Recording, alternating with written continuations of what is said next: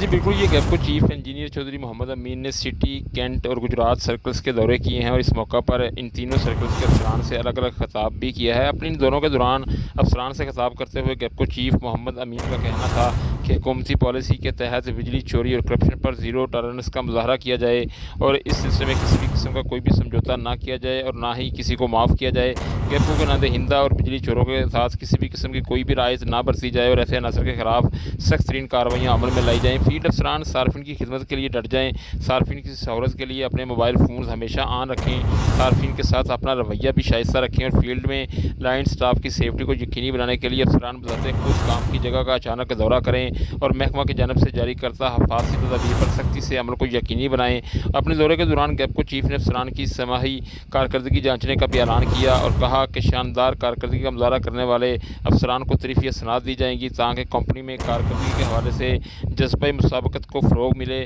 اور افسران محکمہ کی ترقی کے لیے اپنی پوری صلاحیتوں کو پورے کار لائیں۔ جی